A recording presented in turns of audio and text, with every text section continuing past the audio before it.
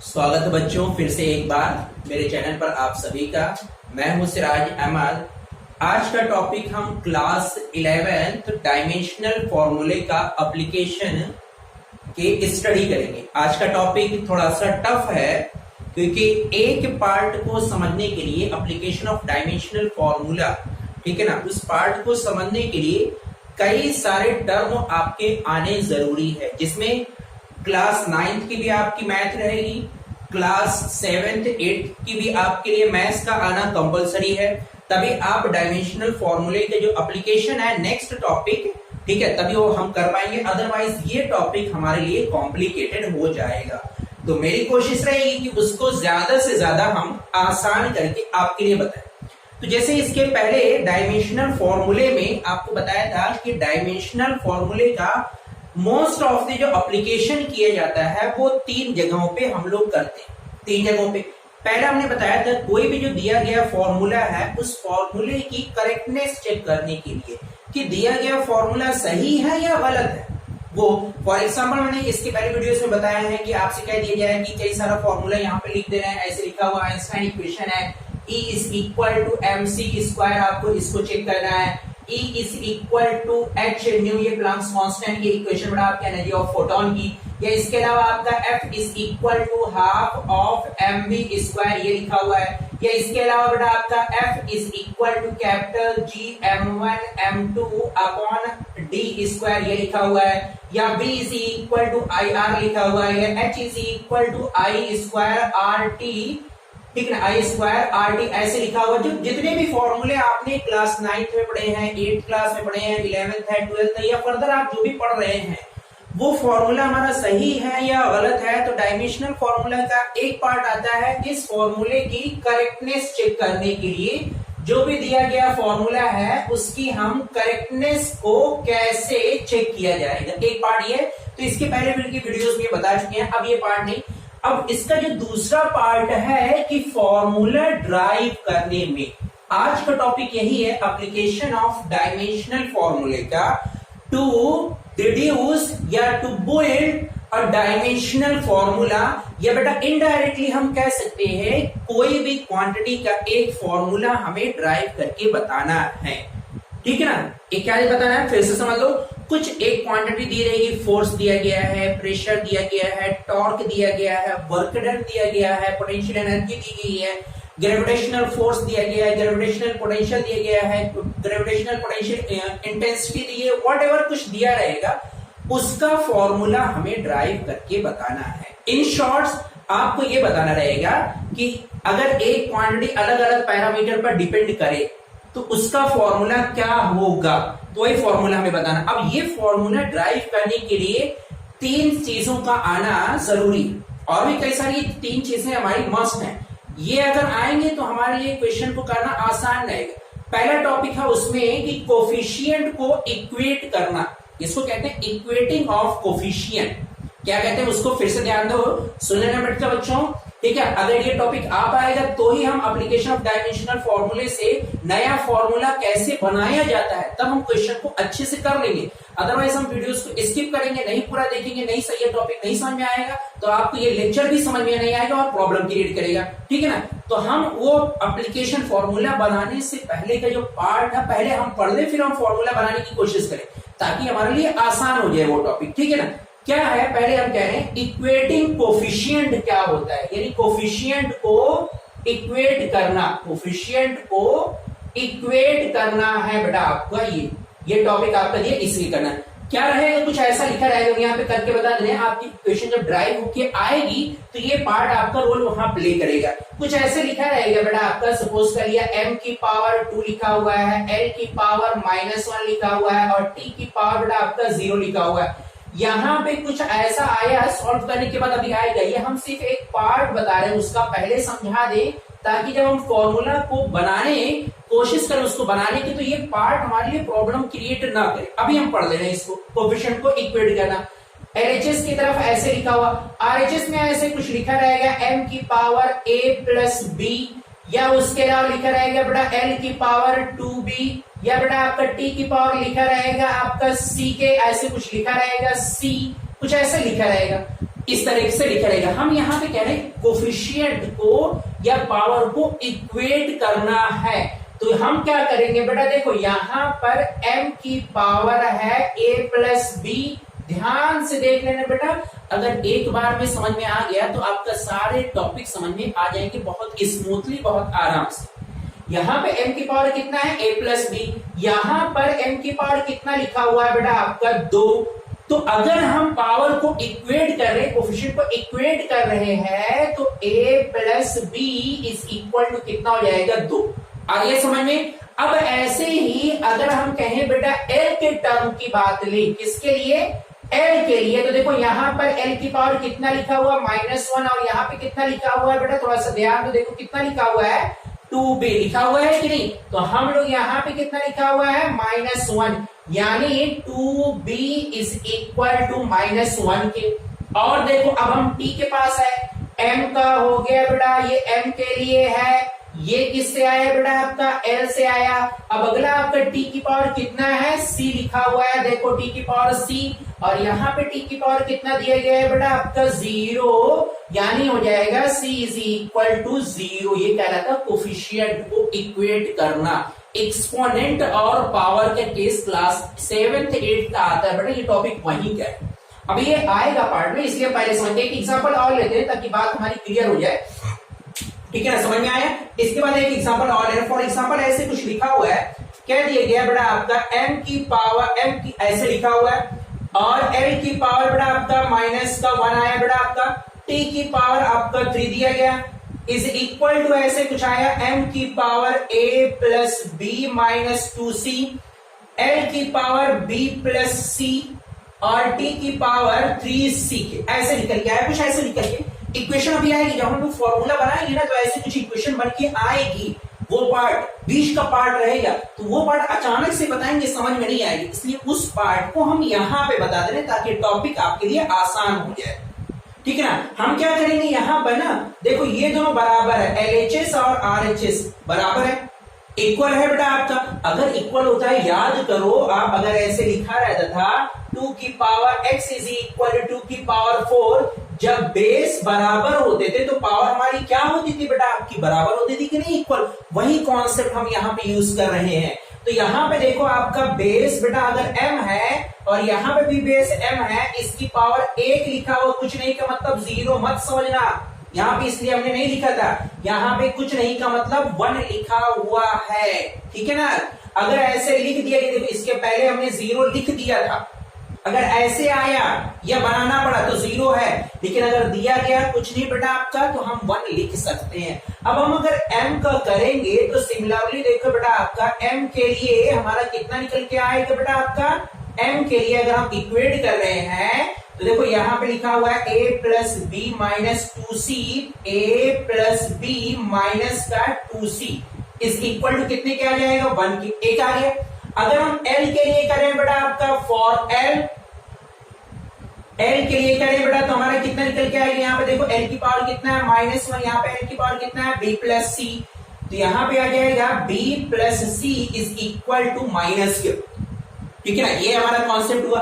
अब इसके बाद और देखो, अगर मान लिया जाए बेटा हम फॉर t के लिए करें, t के लिए, तो t की वैल्यू के लिए कितना बेटा, t की पावर कितना दिया गया है, 3c, यहाँ पे आपका 3c इज इक्वल टू कितने के, 3 आया निकल के। अब यहां तक आपका कॉन्सेप्ट है। इसके बाद दूसरा स्टेप शुरू होता है। हमने कहा था 3 पड़ाव हमारे हैं, कितने हैं, 3 पड़ाव हमारे हैं। उन तीनों को 1 बाय 1 जब सॉल्व करेंगे, तब ये एप्लीकेशन ऑफ डायमेंशनल फॉर्मूले पे जो सेकेंड पार्ट है कि दिए गए कोई भी एक क्वांटिटी, उसका फॉर्मूला बनाना। तो फॉर्मूला बनाने के लिए ये सारी चीजें जो हम यहाँ बता रहे हैं, इसका आना जरूरी है। जब ये आएगा तभी आप बना पाओगे, अदरवाइज बना नहीं पाओगे। थोड़ा सा टॉपिक बड़ा, वीडियो भी बड़ी होगी और डीप थोड़ा सा टॉपिक है, थोड़ा सा बड़ा, लेकिन चैलेंज के साथ क्या हो, अगर एक मर्तबा भी ईमानदारी से वीडियो देखा है या पूरा को सही से समझा है, तो अपने आप अगली बार करना सीख जाओ, ठीक है ना। ये अब मुझे लगता है एक बार हमने 2 एग्जांपल लेके बता दिए हैं, तो कोएफिशिएंट को इक्वेट करना या पावर को इक्वेट करना, ये कॉन्सेप्ट आपका क्लियर हो गया कि हमें क्या करना रहेगा, सेम पावर की जो वैल्यू दोनों को इक्वल रख देना, ठीक है। एक तो कॉन्सेप्ट हमारा ये हो गया। अब अगला जो बारी यहीं से आती है, इक्वेशन को सॉल्व करना रहेगा। क्या करना रहेगा, सॉल्व करना रहेगा। अगला पड़ाव आपका ये आगे पहुंचेगा बेटा। तो ये भी देखो क्या कह रहे हैं, सॉल्व, ठीक है ना, how to solve,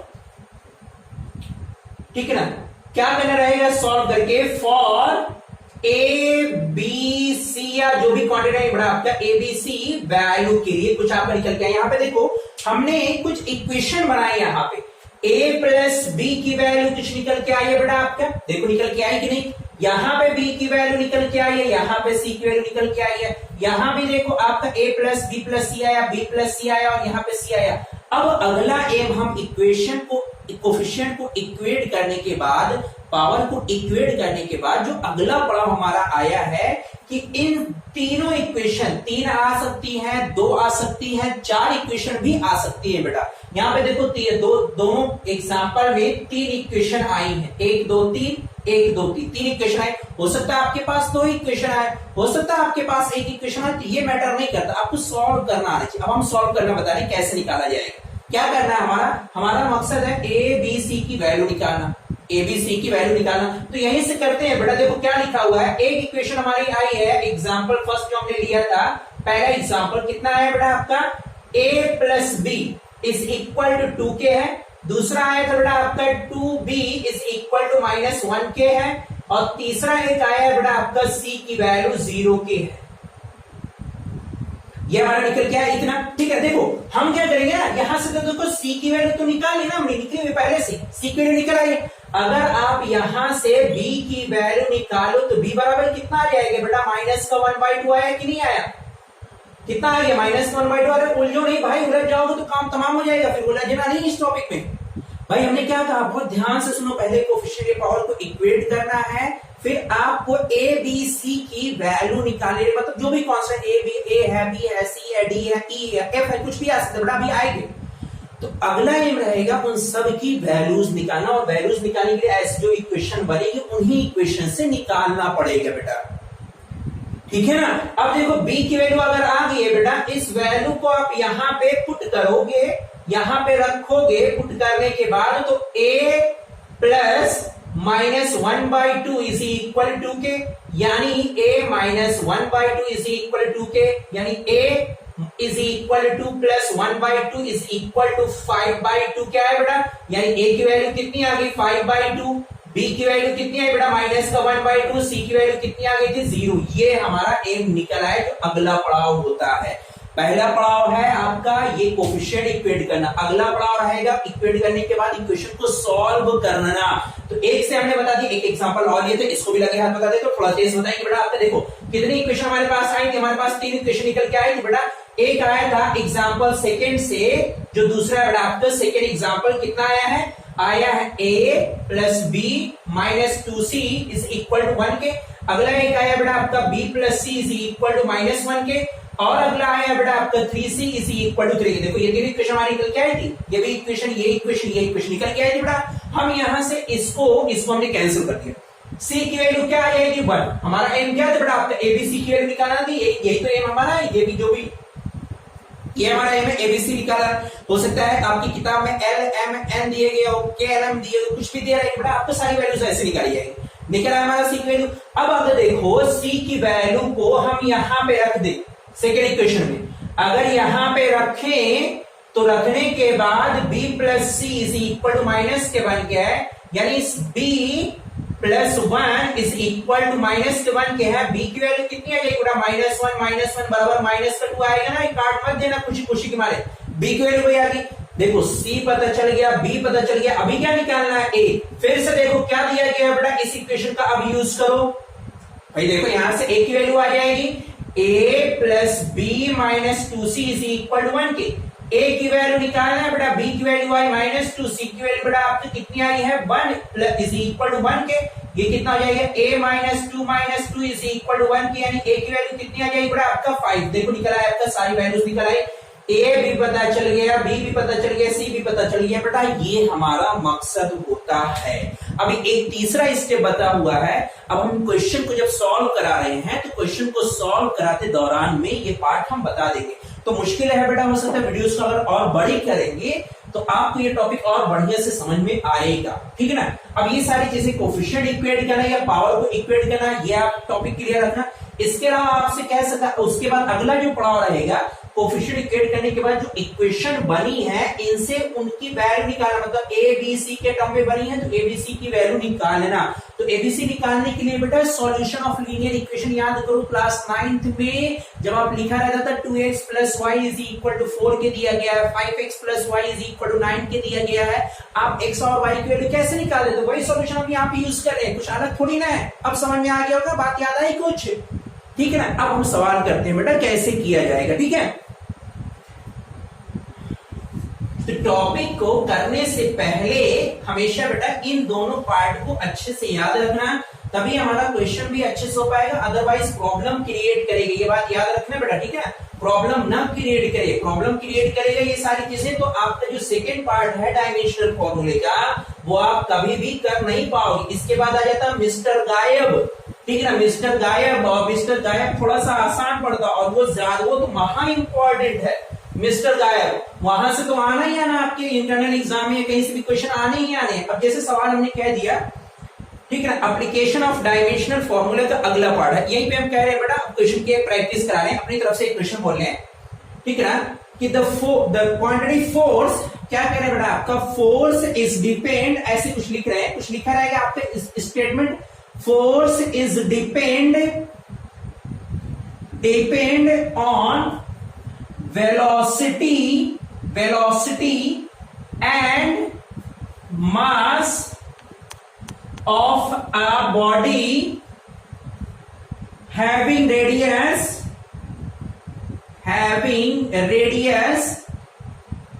is r. Find the formula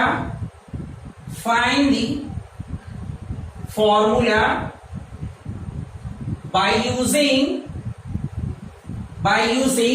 dimensional analysis, ये डीए का यूज करके आपको बताना। अब यहाँ पे पहले ना बेटा सवाल आपके पेपर में जब आएगा तो ऐसे ही लिखा रहेगा, इस तरीके से कोई एक सवाल आएगा, अभी एक दो सवाल और बता दें, ऐसे कुछ लिखा रहेगा सवाल में, और सवाल को देख के ना आपको ये पता लगाना रहेगा, हाँ डायमेंशनल फॉर्मूले का ये सवाल आपका ऐसे करना रहेगा, क्योंकि आपका वहां पे किताब नहीं रहती। किताब आप जब पढ़ते हैं, जब आप लेक्चर वीडियो के देख रहे हो तो आपको यहाँ से ये चीज पता लग रही है कि ये टॉपिक चला इसको ऐसे करना है, लेकिन पेपर में जब वो चीज आती है तो वो तो इकलौता पार्ट होता है ना, तो ऑन द स्पॉट दिमाग का काम करना ये सबसे बड़ी महारत होती है, अपने दिमाग को उस तरीके से काम कराना है बेटा, ठीक है। तो यहाँ पे जो सवाल दिया गया है ऑन द स्पॉट हमारे दिमाग में आना चाहिए कि इसको तो ऐसे ही करना रहेगा, तभी ये सवाल हो पाएगा। देख के कैसे पता लगाना रहेगा बेटा, यहाँ पे आपका दिया रहेगा डायमेंशनल एनालिसिस, तुरंत आ गया, अच्छा डायमेंशनल एनालिसिस है मतलब कोफिशिएंट को इक्वेट करना रहेगा, फिर हमें एबीसी की वैल्यू निकालना रहेगा, प्रोपोर्शनली भी करना है, कुछ ऐसा करना रहेगा, तुरंत दिमाग के अंदर पूरी पिक्चर बन जाए, सॉल्यूशन आपका मुट्ठी में रहेगा बेटा, ठीक है।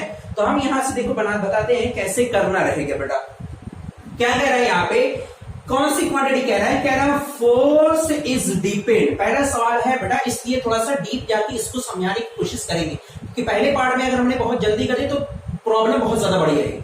क्या कह रहा है, फोर्स डिपेंड कर रहा है ना बेटा, फोर्स डिपेंड कर रहा है, तो जो भी क्वांटिटी डिपेंड करे, चाहे वो फोर्स हो, चाहे वो टॉर्क हो, चाहे वो प्रेशर हो, चाहे काइनेटिक एनर्जी हो, जो चीज डिपेंड करेगी हमेशा प्रोपोर्शनलिटी के साथ में अदर के साथ लिखना। अब अदर में कौन सा आएगा, देखो फोर्स कह रहा है बेटा आपका, तो पहला एक पार्ट आ जाएगा फोर्स, हमने क्या कहा, प्रोपोर्शनलिटी इज प्रोपोर्शनल किसके बेटा, आपका कह रहा वेलोसिटी के, यानी force is directly proportional to velocity, ये हमारा निकल के आया बेटा, ठीक है ना। अगला यानी इनडायरेक्टली यहां से क्या हो जाएगा, f is directly proportional to v, okay बेटा आपका कोई दिक्कत नहीं। फिर क्या कह रहा, यहां पे वेलोसिटी एंड दी मास, जितने भी टर्म कहेगा सभी के साथ में, यानी force is directly proportional to mass, यानी क्या हो जाएगा बेटा आपका, f is directly proportional to m की, कोई दिक्कत नहीं बेटा आपका। और क्या कह रहा है, एंड द रेडियस, ये तीनों क्वांटिटी के ऊपर कह रहा है, यानी f is directly proportional to radius की, इतना निकल के आया बेटा आपका, यानी f is directly proportional to r की, ये निकल के आया, कोई दिक्कत नहीं है। देखना क्या कहा, कुछ भी ऐसा कह सकता है बेटा आपका कि the torque is depend on the quantity of the force and the radius find the formula of the torque by using the dimensional analysis. ऐसे सवाल में क्या आ जाएगा, क्या कह रहा है सवाल में कि टॉर्क फोर्स और रेडियस के ऊपर डिपेंड कर रहा है। तो हम क्या करेंगे वहां पर ऐसे क्वेश्चन में जो क्वांटिटी डिपेंड करेगी हम तुरंत लाके लगा लेंगे बेटा, tau is directly proportional to force, tau is directly proportional to radius, ऐसे जो कह रहा था।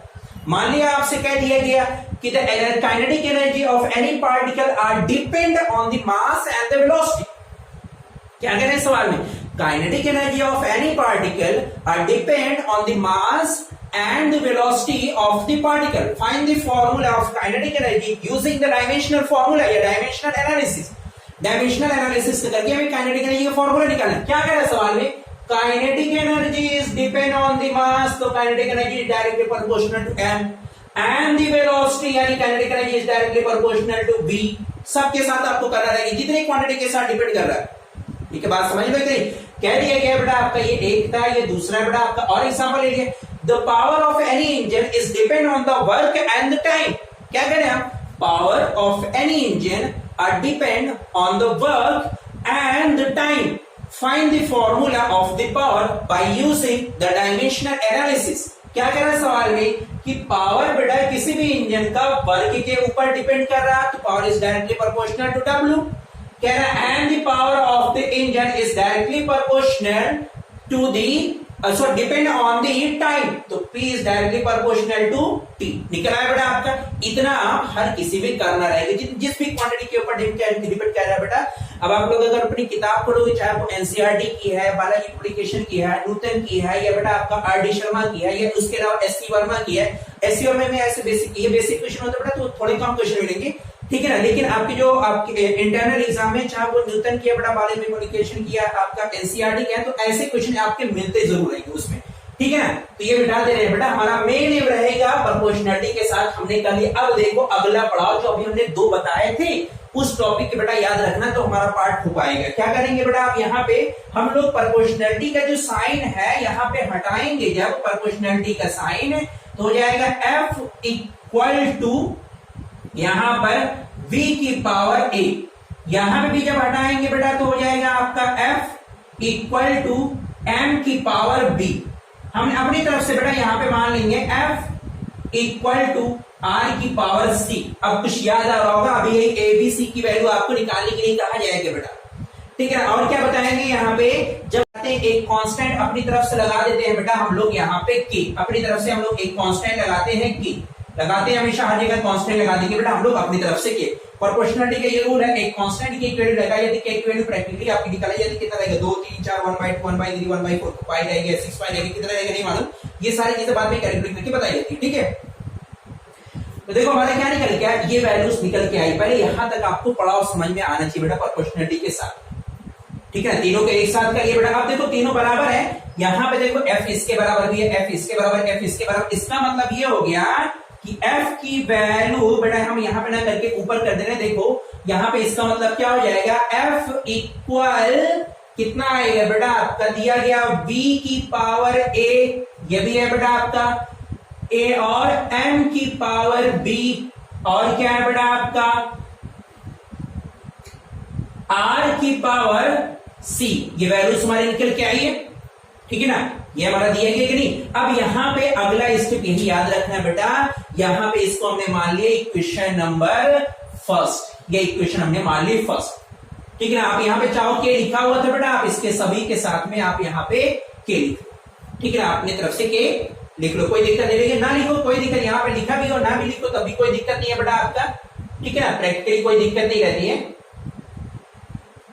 अब अगले हमारा क्या, यहाँ पे इक्वेशन हमने मान ली है। अब जो हमने दो स्टेप अभी बताए थे वो स्टेप अब यहां पे आपका रोल प्ले करेगा कि क्वेश्चन को कैसे सॉल्व करना है, ठीक है ना। क्या करना रहेगा बेटा आपका, यहां पे देखो ये LHS है, ये RHS है। आपको LHS का भी डायमेंशनल फॉर्मूला रखना है और RHS का भी डायमेंशनल फॉर्मूला रखना है।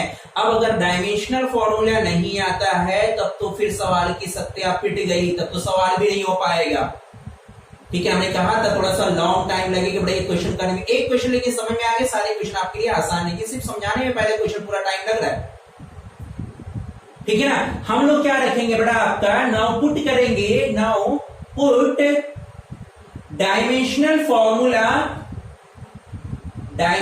Formula of LHS and RHS quantity, जो भी है बेटा आपका उनका डायमेंशनल फॉर्मूला हम रख देंगे।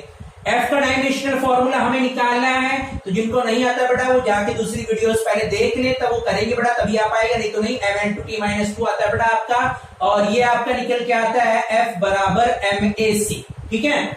यहाँ पे V फॉर वेलोसिटी है बेटा, और वेलोसिटी का डायमेंशनल फॉर्मूला LT की पावर -1 की पावर A आ जाएगा बेटा आपका। अगला मास है, और मास का डायमेंशनल फॉर्मूला आपका m होता है बेटा, तो m की पावर b हो जाएगा। यहाँ पे रेडियस है बेटा, और हमने कहा था चाहे दूरी हो, लेंथ हो, ब्रेथ हो, हाइट हो, डेप्थ हो, डिस्टेंस हो, डिस्प्लेसमेंट हो, रेडियस हो, डायमीटर हो, कुछ भी हो, हमेशा डायमेंशनल फॉर्मूला l लगते हैं। l की पावर बेटा आपका c हो जाएगा, ठीक है। इतना हुआ बेटा आपका। देखो फिर से यहाँ पे लिखेंगे, ये लिखा हुआ बेटा आपका mLT की पावर -2 इज इक्वल टू, यहां पे देखो एक कॉन्सेप्ट ये भी है कि बच्चों को ये भी नहीं आता, तो ये चीज भी बता दे रहे हैं। अगर है यहाँ पे ऐसे लिखा हुआ LT की पावर -1 की पावर A लिखा हुआ है ना, तो इसका मतलब क्या होता है, L की पावर A, T की पावर -A, यही होगा कि नहीं होगा बेटा आपका। अगर किसी को नहीं आता है तो वो भी देख ले कैसे। भाई अगर आप याद करो x y का होल स्क्वायर लिखा हुआ, आप क्या लिखते हो, x² y², ये लिखते हो कि नहीं, यही तो लिखते हो ना। अब अगर मान लीजिए यहाँ पे -1 लिखा हुआ, तो ये -2 हो जाएगा, यही होता है कि नहीं। तो वही कॉन्सेप्ट हम यहाँ पे यूज करेंगे। L की पावर A हो गया, T की पावर -A हो गया, M की पावर B हो गया, L की पावर C हो गया, ओके बेटा आपका, ठीक है। अब यहाँ पे देखो फिर से वही चीज सब यहाँ पे लिखेंगे बेटा हम लोग। फिर से लिखो आप mLT-2 इज इक्वल टू, देखो बेस यहाँ पे सेम है, यहाँ पे देखो L की पावर C L, दोनों बेस सेम है। जब बेस सेम होता है बेटा पावर क्या होती है, ऐड हो जाती है। अगर ना याद हो तो याद करो बेटा, ऐसे लिखा रहता था 2 की पावर x और 2 की पावर 3, तो हम लोग कैसे लिखते थे, 2 की पावर x + 3, ऐसे लिखते हैं कि नहीं भाई। अगर बेस सेम होता है तो पावर ऐड हो जाती है। यहाँ पे देखो बेस L है सेम है, तो पावर ऐड हो जाएगी, यानी आ जाएगा L की पावर A + C, और क्या आएगा बेटा आपका M की पावर B, क्या आएगा बेटा, क्या बचा, T की पावर -A आया। अब याद करो जो हमने अभी आपको बताया था क्या, कि इक्वेटिंग ऑफ कोफिशिएंट ऑफ, यहां से वो रोल प्ले करेगा। इसके बाद ABC की वैल्यू निकालना, बस आपका काम भी हो गया, ठीक है ना। अब यहां तक अगर नहीं समझ में आया तो फिर से इसी वीडियो को बार बार प्ले करके देखो, बार बार प्ले करके तो सारी चीजें बताएंगे, ठीक है ना। कितनी भी वीडियोस देखो, कुछ नया नहीं बता, यही सारी चीजें आपको बताई जाएंगी बेटा। फिर से देखो क्या करेंगे यहाँ पे, अब हम इक्वेट करेंगे, क्या करेंगे बेटा, इक्वेट करेंगे, क्या करेंगे, इक्वेट ऑफ पावर, पावर को हम इक्वेट कर रहे हैं बेटा। कैसे इक्वेट करेंगे, तो याद करो, अगर याद है तो याद है ना, कि भूल गया, याद है बेटा। क्या लिखेंगे यहाँ पे, m की पावर कितना हमने बताया, तो कुछ नहीं लिखा था 1, यहाँ पे m की पावर b, तो b की वैल्यू कितनी हो गई, 1 आ गया, पहला m यही तो होता है बेटा आपका। अगला क्या है, l की पावर 1 लिखा हुआ, यहाँ पे l की पावर कितना है, a + c, तो a + c की वैल्यू 1 आ गई है। t की पावर -1 या t की पावर 2 है बेटा, क्या हो जाएगा आपका, t की पावर 2 और t की पावर a -a, तो -a is equal to -2, minus minus cut जाएगा, a की वैल्यू कितनी आ गई, 2, देखो ये निकल के आया बेटा आपका। अब अगर आप c की वैल्यू भी निकालनी है, यहां पे लाके पुट करोगे बेटा, तो ये बताओ आ जाएगा 2 + c इज इक्वल टू 1, के c की वैल्यू कितनी आएगी, -1। देखो आपका जो m था निकला है सारी वैल्यूज। हमारा एम क्या था, हमेशा याद रखना बेटा कि फॉर्मूला रिड्यूस करेंगे, सारे स्टेप आपको करना पड़ेगा, क्योंकि ये पहला वीडियो है बेटा आपका, पहला क्वेश्चन करा रहे हैं, इसलिए हर चीज को पूरा खुद ब खुद करके बताया, बता के सारी चीजें बताई कि ऐसे ऐसे आता है बेटा। इसकी वीडियोस बड़ी हुई है। अब आपका काम हो गया, बस 1 मिनट, मुश्किल से 1 मिनट, 1 से 1.5 मिनट और लगे। बड़े एबीसी की वैल्यू निकालनी, हमने इक्वेशन कहां माना बेटा आपका, देखो ये इक्वेशन हमने मानी है, ये इक्वेशन हमने मानी है ना, यही तो इक्वेशन है बेटा। यहाँ पे लाके रखो, now equation first, now equation first कितना है बेटा आपका, f इज इक्वल टू कितना लिखा हुआ है, v की पावर a, m की पावर b और r की पावर c, ये लिखा हुआ है कि नहीं, यही लिखा हुआ है ना बेटा आपका। हाँ ठीक, कितना आएगा बेटा आपका, a की वैल्यू रखो, a की वैल्यू रखोगे बेटा कितना आ जाएगा, यहाँ पे देखो a की वैल्यू कितनी आई है, 2, यहाँ पे देखो दिया गया a की वैल्यू 2 तो हो जाएगा b स्क्वायर, b की वैल्यू कितनी आई है बेटा आपका 1, यहां पे आएगा m, r की वैल्यू कितनी आई है बेटा आपका c की वैल्यू आई है बेटा आपका -1। तो देखो ये जब नीचे लेके आओगे बेटा कितना हो जाएगा, इसको अगर सही से याद करो तो ये आता है mv स्क्वायर अपॉन r। कुछ ऐसा कभी पढ़ा हुआ है सेंट्रीपिटल या सेंट्रीफ्यूगल फोर्स, उसी का डेरिवेशन है कि नहीं है, याद आया कुछ, तो ये आपका फॉर्मूला निकल के आ गया है, ठीक है ना। तो इतने सारी चीजें बताने का मेन मकसद है कि ये फॉर्मूला हमारा बन के आएगा। आपको क्या करना रहेगा, जो भी क्वांटिटी दी गई है उन सारी क्वांटिटी का 1 बाय 1 हम पहले बेटा प्रोपोर्शनलिटी के साथ में लिखेंगे। Force directly proportional to velocity, force directly proportional to mass, force directly proportional to radius. अब यहाँ पे आपकी कंफ्यूजन में आ रहा होगा हम यहाँ पे एबीसी लिखे हैं, अरे बेटा कोई दिक्कत नहीं है, अगर आप यहाँ पे नहीं लिखे हो, यहाँ पे नहीं, यहाँ पे कंफ्यूजन आ रहा है, तो शुरुआत जो आपका किताब का टॉपिक है बेटा आपके बुक में दिया हो गया, आप यहीं पे मान लो एबीसी, अब यहाँ पे आप मान लो ए, अब आ जाएगा एबीसी, इसमें कोई दिक्कत नहीं रहेगी बेटा, ये कोई प्रॉब्लम नहीं क्रिएट करेगी इसका, ठीक है, ये कोई प्रॉब्लम आपके लिए क्रिएट नहीं करेगा, ठीक है। ये हमारा टॉपिक निकल है बेटा आपका। अब फोर्स हर किसी के साथ बराबर है, यानी F बराबर है, तो हमने सभी को एक साथ करके लिख दिया बेटा, इक्वेशन हमारी बन गई। अब यहां से आएगा हम फिर डायमेंशनल फॉर्मूला LHS का रखेंगे और RHS का रखेंगे, कोफिशिएंट इक्वेट करेंगे, सॉल्व करेंगे, रख के इक्वेशन में आंसर आ जाएगा। ये आपका मकसद होगा बेटा। ऐसी जो भी क्वांटिटी दी गई है, चलिए अगर आप लोग चाहते हैं, अभी आधा घंटा टाइम हो गया है आपको वीडियोस के, तकरीबन एक सवाल और ले लेते हैं, हम लोग क्वेश्चन को करते हैं, ठीक है। ये आप लोग पूरा नोट कर लेना बच्चे लोग, ठीक है। एक सवाल और हम करके बता देंगे कि कैसे किया जाएगा, एक सवाल और करा दें, बस 5 मिनट और लगेगा, थोड़ा सा और पेशेंस रख लो आप लोग, ठीक है। देखो हम क्या कर रहे हैं बेटा, एक सवाल और करा दे रहे हैं इसी के ऊपर, कुछ आप लोगों ने अभी तक जो देखा होगा वो हम करा के यहां पे बता दे रहे हैं। देखो हमने क्या दिया बेटा आपका यहां पे, एक ऐसे कह रहे हैं, the energy of any particle are depend on the mass, gravity and height. Derive the formula of the energy by using dimensional analysis. क्या कह रहे हैं सवाल में, the energy of any particle, सवाल भी यहां पे लिख दे बेटा ताकि आप लोग के लिए आसानी रहे। the energy of any particle is depend on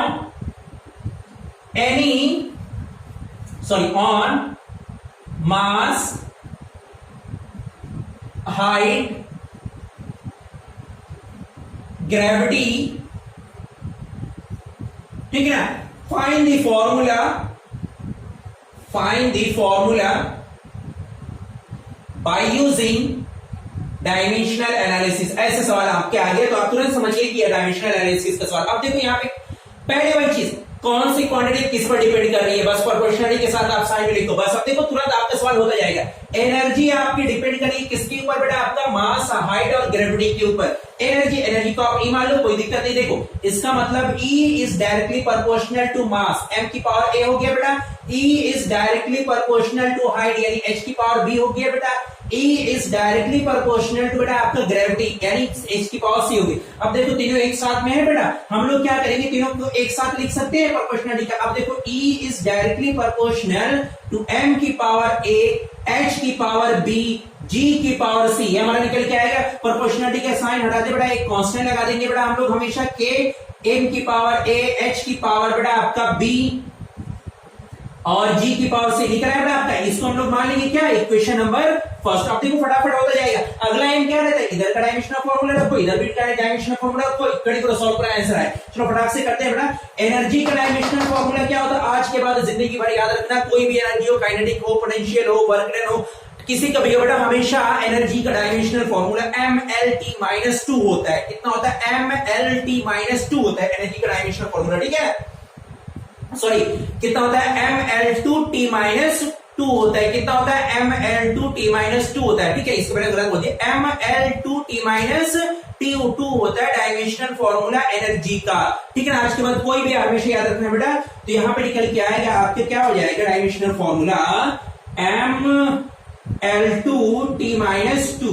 यहाँ पे आपके ऐसे रखेंगे बेटा, आपका मास है बेटा, मास के लिए हम लोग m ही रखेंगे, m की पावर a। हाइट है बेटा, हाइट दूरी होती है और दूरी के लिए क्या रखेंगे l। एल हो जाएगी बेटा आपका बी। ग्रेविटी, ग्रेविटी को हमने बताया था, ग्रेविटी को क्या कहते हैं, एक्सेलरेशन कहते हैं। और एक्सेलरेशन का डायमेंशनल फॉर्मूला क्या होता है, LT-2 होता है। हमेशा बताया एक्सेलरेशन और वेलोसिटी का याद रखो। वेलोसिटी का क्या होता है बेटा आपका LT-1 होता है। ये सारी चीजें आप याद रखो फटाक से, ठीक है ना। अब देखो यहाँ पे हमने क्या रख देंगे, LT-2 की पावर कितना बेटा आपका c। अब अगला m क्या है बेटा हमारा, यहाँ पे कोफिशिएंट को इक्वेट करना है। पहले एक जैसा कर लेंगे, यहाँ पे m की पावर बेटा आपका आ गया l, m की पावर बेटा आपका आ गया a, l की पावर देखो b आएगा, l की पावर c भी आएगा बेटा, कितना हो जाएगा b प्लस c, और t की पावर बेटा कितना हो जाएगा -2c। अगला क्या रहता है, इक्वेट करेंगे बेटा, यही करते हैं कि इक्वेटिंग ऑफ पावर। पावर को इक्वेट करेंगे कि नहीं हम लोग, पावर को जब इक्वेट करेंगे बेटा क्या हो जाएगा हमारा, देखो यहाँ पे m की पावर a है, यहाँ पे m की पावर कितना लिखा हुआ 1, यानी a की वैल्यू कितनी आ गई 1, ये निकल के आया। l की पावर b प्लस c है, l की पावर कितना लिखा हुआ 2 है, यानी ये बेटा आपका b plus c is equal to 2 क्या आया, t की पावर 2c है बेटा आपका, t की पावर कितना दिया गया -2, यानी -2c is equal to -2, minus से माइनस किया, 2 से 2 गया बेटा, c की वैल्यू आएगी 1, 0 नहीं आएगी। ये बात याद रखना, गलती कर देते हो आप लोग। a पता चल गया, c भी पता चल गया बेटा, c की वैल्यू आप यहाँ पे रखो तो b plus 1 is equal to के b की वैल्यू यहाँ से कितनी आ जाएगी, 1 आएगी कि नहीं आएगी। देखो अब आपके यही तो एम रहता है, a निकालना, b निकालना, c निकालना, यही तो एम रहता है, सारी चीजें निकालना है। देखो कितने जल्दी अब सवाल हो गया, सिर्फ समझाने में टाइम लगा था बेटा। यहाँ पे लाके रखो तो e इज इक्वल टू क्या था बेटा आपका, यहाँ पे रख रहे हैं, देख लो यहाँ पे है बेटा, यहाँ पे वैल्यूज लाके रख रहे हैं, क्या आएगा, यहाँ पे मान लिया के m की पावर a है, m की पावर a और a की वैल्यू कितनी निकाली है 1, m की पावर आ गया 1 मल्टीप्लाई बाई जी h है बेटा, h की पावर b, b की वैल्यू कितनी निकाली है 1, यानी h की पावर आ जाएगा 1 मल्टीप्लाई बाई c है बेटा, c की वैल्यू कितनी निकाली हमने 1, g की पावर कितना आ जाएगा बेटा आपका 1। देखो कुछ याद आया, ऐसा पढ़ा हुआ m g h, यही तो आ रहा है बेटा आपका, ये k बेटा आपका, ये इसकी वैल्यू 1 आती है, यानी एनर्जी हो जाती है आपका mgh। ये देखो निकल के आ गया, 5 मिनट के अंदर ही आपको कम टाइम लगेगा। ठीक है बेटा, तो ऐसे बहुत सारे क्वेश्चन हैं। आपको जो भी सवाल नहीं समझ में आया है कि यार ये सवाल कैसे करेंगे, तो हमने अपनी मेल आईडी दी हुई है बेटा आपको, ठीक है ना, इस पर जाकर सिराज अहमद, ठीक है ना, सिराज अहमद 16340@gmail.com, ये बेटा मेरी आईडी है। यहाँ पे आप अपने क्वेश्चन की फोटो निकाल कर मेरे पास भेज दो, सॉल्यूशन आपको एक दिन कभी जरूर भेज दिया जाएगा, संडे में या कभी सैटरडे को जब भी टाइम मिलेगा तुरंत आपको सॉल्यूशन जरूर दे दिया जाएगा। ठीक है, तो ये सारी वीडियोस का आप बार बार देख के बेटा पुख्ता कर लेना, जहां प्रॉब्लम आएगी वो फिर से पूछ लेना, लाइक करना और कमेंट करके नहीं समझ में आया फिर से बताना। नेक्स्ट वीडियो में फिर से मिलेंगे, बेस्ट ऑफ लक।